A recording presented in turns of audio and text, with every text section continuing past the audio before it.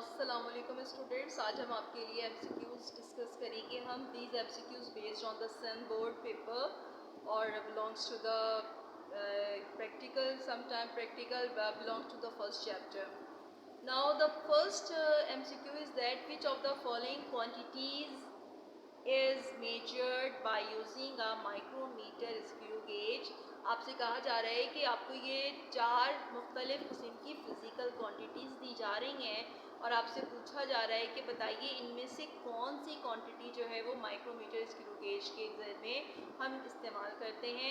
अब आप सबसे पहले तो अपनी मेमोरी को रिकॉल कीजिए और ये सोचिए कि माइक्रोमीटर स्क्रू गेज से आपने क्या किया था। यहाँ पे तीन दी हुई है, time, weight, current and diameter. तो आपको याद आ रहा होगा कि स्क्रू गेज के ज़रिए आपको स्फीयर दिया गया था और वायर दिया गया था और इन दोनों के ज़रिए आपको क्या मालूम करना था, डायमीटर मालूम करना था। तो the correct answer is that diameter.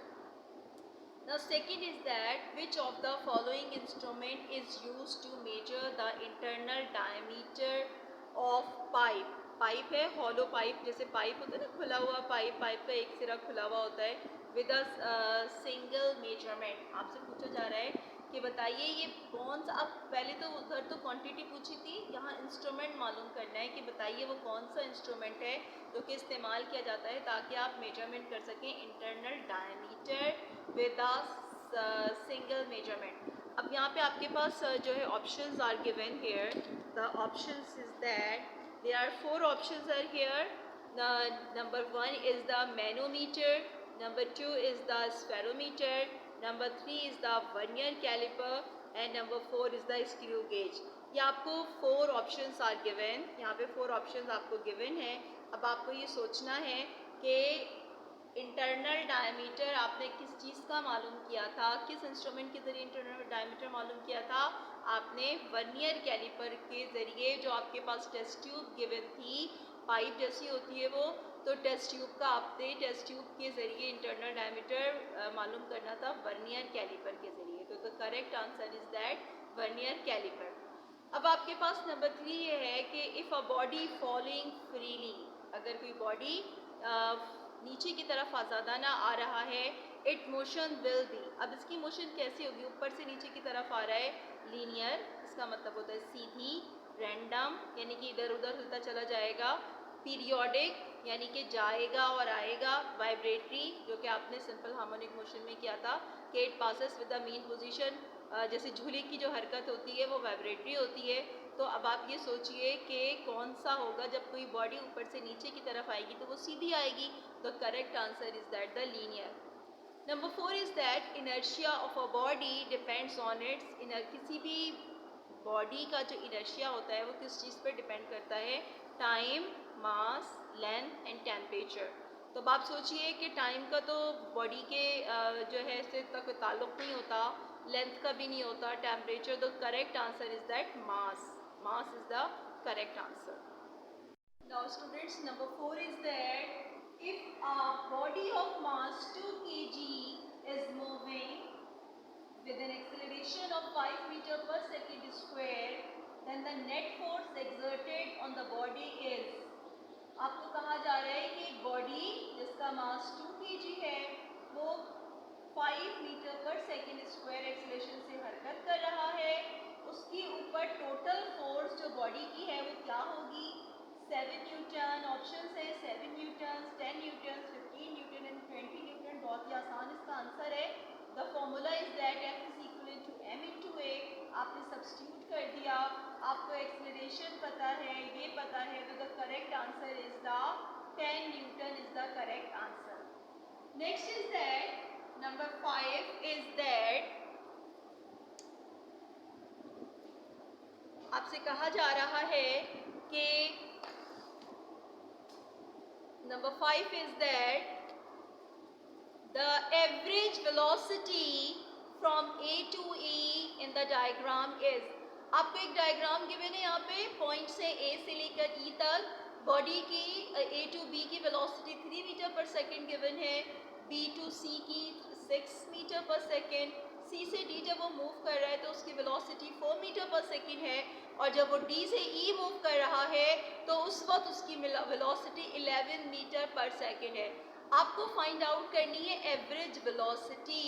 तो एवरेज वेलोसिटी आपको पता है एवरेज किस तरीके से फाइंड आउट करते हैं, जितनी नंबर ऑफ वैल्यूज़ होती हैं उनको हम ऐड करते हैं और नंबर से डिवाइड कर देते हैं। पहले तो उनका सम अप करते हैं और नंबर से, तो वी एवरेज का फॉर्मूला क्या हो गया, v1 plus v2 plus v3 plus v। Now students number 3 is that हमें ये करना है कि एवरेज वेलोसिटी फाइंड आउट करनी है from A to E in the given diagram. आपके पास एक डायग्राम गिवन है, you have 4 points A B C D E. उसकी v1 की वैल्यू है 3 मीटर पर सेकेंड, v2 की वैल्यू है 6 metre per second, v3 4 meter per second and v4 11 metre per second. आपसे कहा जा रहा है कि एक बॉडी जो है वो ए से ई तक जाने में उसकी वेलोसिटी में इतना चेंज आ रहा है। आपको एवरेज वेलोसिटी फाइंड आउट करनी है। एवरेज आपको पता है कैसे फाइंड आउट करते हैं, जितनी क्वांटिटीज़ दी जाती हैं, जितनी वैल्यूज़ दी जाती हैं उनको सम अप करते हैं और डिवाइड कर देते हैं उनकी जितनी नंबर ऑफ क्वांटिटीज़ थे।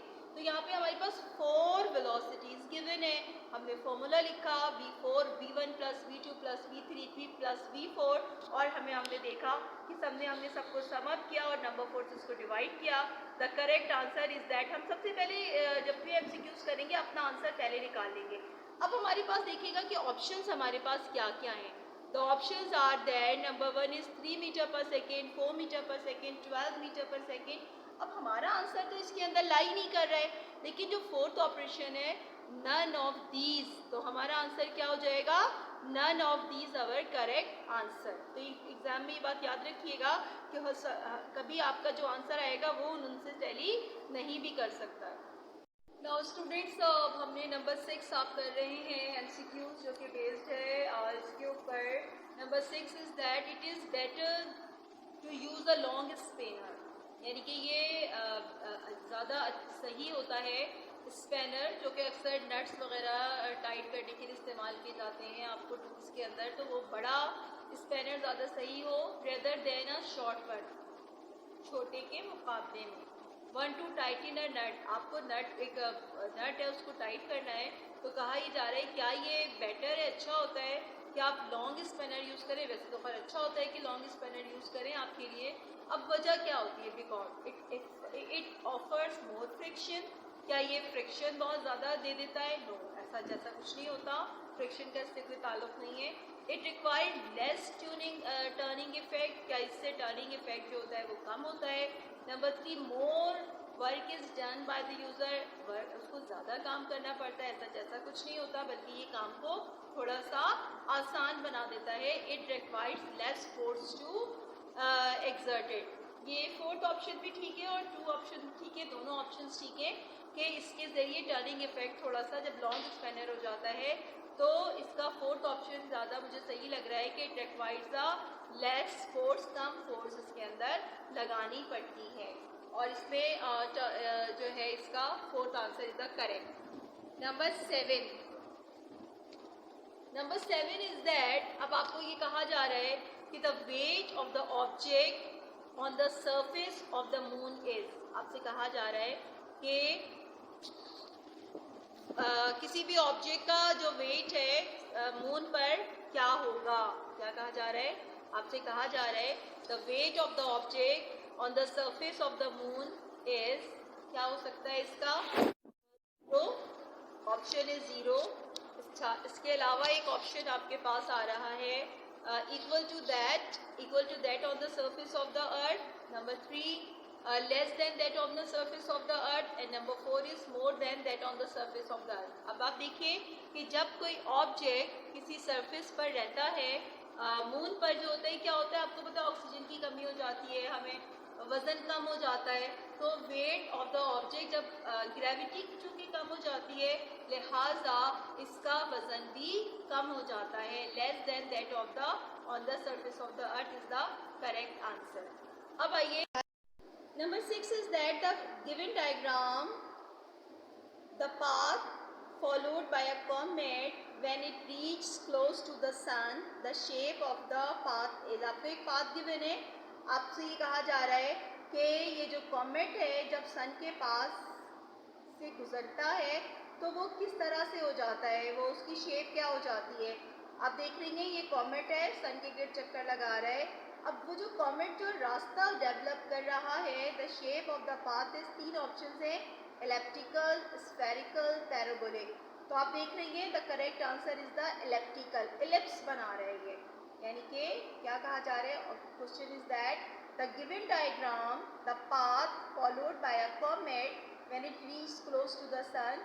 जब कोई कॉमेट सन के करीब जाता है तो वो कौन सा रास्ता, कौन सा पाथ अडॉप्ट करता है, तो आप देख रही हैं इलेप बन रहा है ये, तो the correct answer is the elliptical.